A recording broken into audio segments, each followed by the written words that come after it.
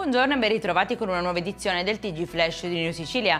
In apertura è accusato di tentato omicidio un 41enne di Acireale che ha accoltellato l'ex marito della compagna durante una lite scoppiata per motivi di gelosia e poi sarebbe scappato. Dopo l'aggressione si è recato in un centro medico per degli esami prenotati da tempo e qui è stato arrestato dai carabinieri.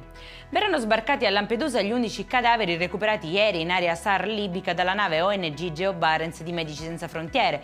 Ad autorizzare lo sbarco delle salme è stato il Ministero dell'Interno. Dovrà rispondere invece di furto aggravato di rame un 21enne di Palazzola Creide nel Siracusano. Dopo aver creato un cortocircuito isolando un intero quartiere dall'erogazione pubblica, il giovane con l'ausilio di una scala ha staccato dal muro le canalette e il rame dove sono alloggiati i cavi elettrici dell'illuminazione pubblica e poi, sorpreso dai militari, è stato arrestato. Assalto con escavatore la notte scorsa in un istituto di credito di San Gregorio di Catania. L'immediato intervento dei militari ha interrotto il colpo perché al loro arrivo i malviventi sono fuggiti. Tuttavia sono riusciti a portare via uno dei due bancomat lasciando a terra, sradicati dal muro, la cassa continua e l'altro ATM. E in chiusura, in occasione delle consultazioni elettorali dell'8 e 9 giugno, la MTS mette a disposizione dei cittadini catanesi con disabilità un servizio di trasporto gratuito direttamente dal luogo di abitazione al seggio per poter esprimere la propria preferenza.